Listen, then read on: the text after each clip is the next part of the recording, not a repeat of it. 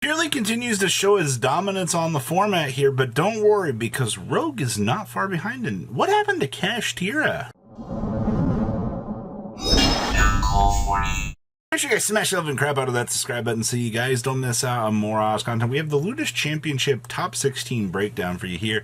And, this is kind of interesting because Purely has the lead here next to Branded, putting it at actually a 3-3 split in top cut here, which it'll be pretty interesting to see how that goes in top 8 here. We also had two Cash Tira decks, which they actually do not advance into the top 8 at all. Like, Cash Tira is just, it's not having a good time right now. We also have an Evil Twin Sprite deck, which is kind of interesting.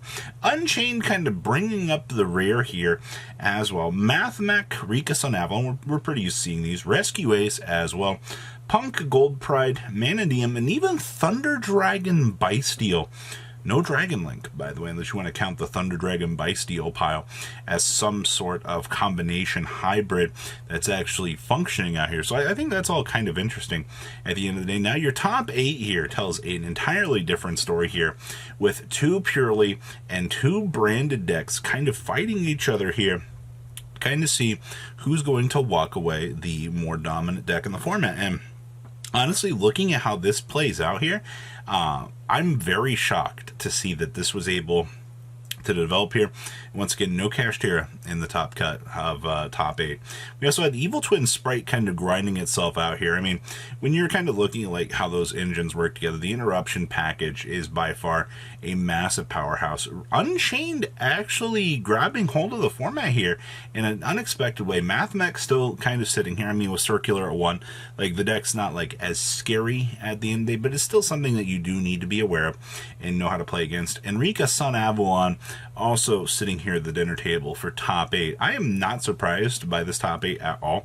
Just the lack of Cash Tira, I think, is very interesting. Let's pass on over to top deck list. Winning our event here was Purely extending out the Dark World package, actually.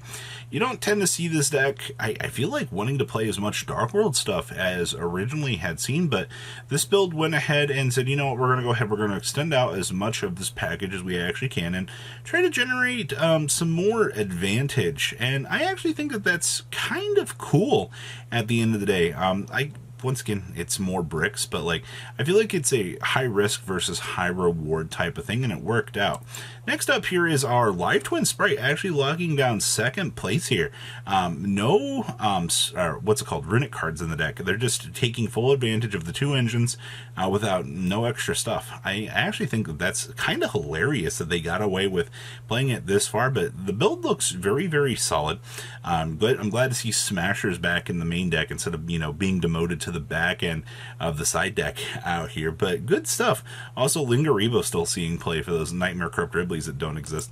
Third place here, or top 4, is going to be our Unchained list. Yes, Unchained pulled it pretty far along here. Actually still showcasing that, hey, you need to be aware of what this deck can do. If you're, not aware of how this deck plays or whatever end boards it's going to make, I feel like you're going to have a very bad time. Also, the Thrust and the Talents plays are ridiculous. Deck also gets away with main decking Dark Hole, which is hilarious at the end of the day. I see we've also got the books down in the side deck as well. This is not a deck that you're going to want to catch yourself losing to. Next up is Mathmech. Wow, both of our top-end rogue decks here performing up to top 4 standards here. I also have Anti-Spell Fragrances down here to detour the opponent. I'm still playing the Small World package to make sure that you can get to that Circular play. So, I mean, Circular is the heart and soul of the deck. No matter how you want to, try to spin it, Mathmech functions because of Circular. There's not much else to really say about this. You're playing the big Firewall as well. Most of the playlines for this deck look very, very, very strong. Next up here, top 8, we have our first Bysteel branded shenanigans pile here. We are main decking triple super polymerization. We're also playing the crossout detonators in here as well. You do need to be able to make sure that you can, play the game, and crossout detonators is going to give you the chance to do so. I also see that we have there can only be ones. Also defensive options. We're playing the Fusion Trap as well that will duplicate, I believe, the ability of a Fusion named card. So that's actually something pretty interesting for a tech choice. Then, of course, we have another one of these. Well, both of these didn't get past top 8. That's actually kind of sad, but I think at the end of the day, strong suits for this are pretty good. Also, proving that people are focusing on the crossout designator build right now, because Once again, hand traps are going to be a pain. Glad to see the Dragoon is still sticking around in here as well. We have Drolls, and then all the Magna Huts are in the side deck. They're just like, you know what, we'll deal with this if we need to, but every buy-steal that they can need is down there. Okay.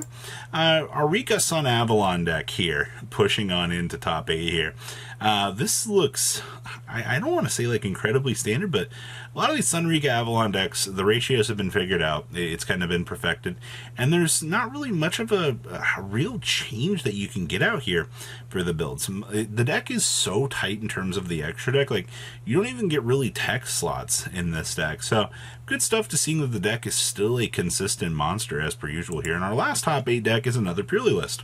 Now this is standard Purely at this point in time. They gutted out, you know, all the crazy Dark World stuff that we saw that probably edged out the first place deck for the win, which I'm still very, very shocked about that actually happening out here. But alas, consistency is still going to be key. Somebody's going to be like, Pod Desires and Purely? Yeah, it looks like it did work out. The consistent side of things is pretty good at the end of the day. You want to generate as much advantage as possible. All right.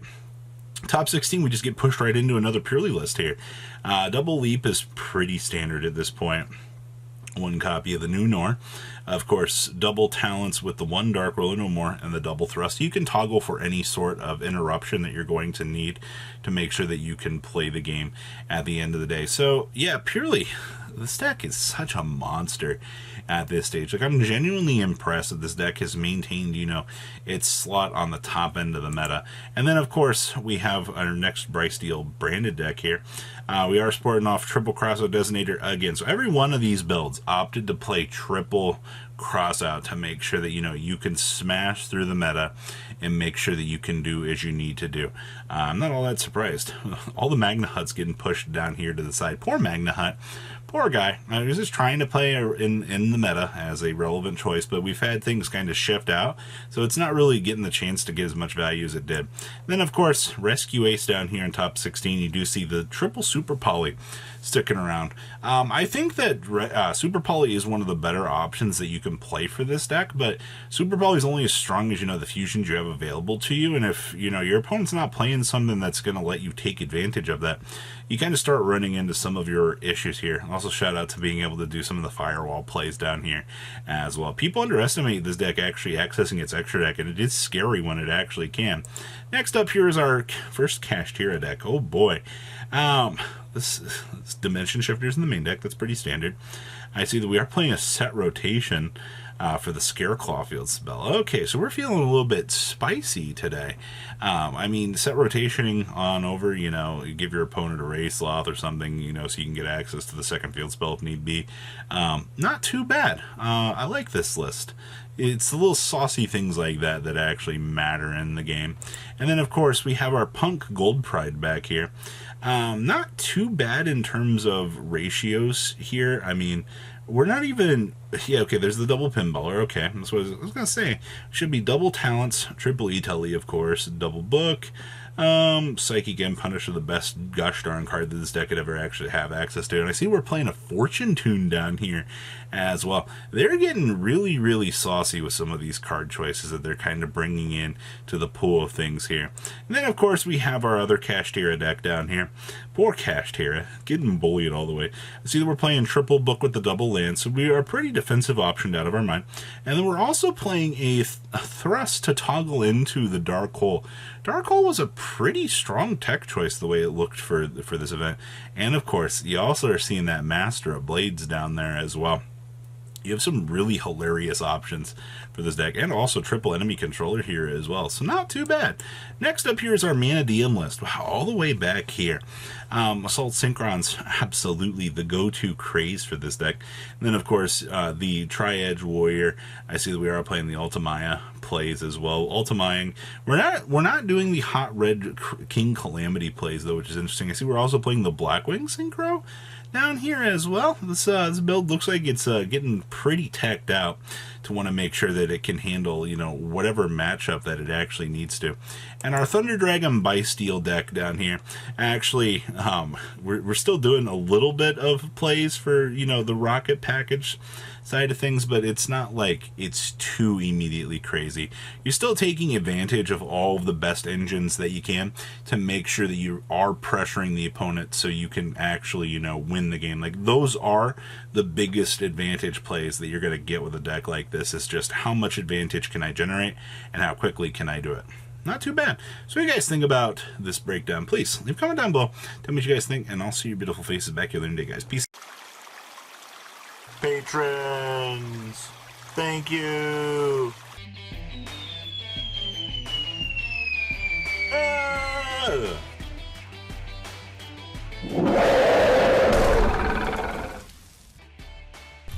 Thank you so much for watching. Check out these other videos.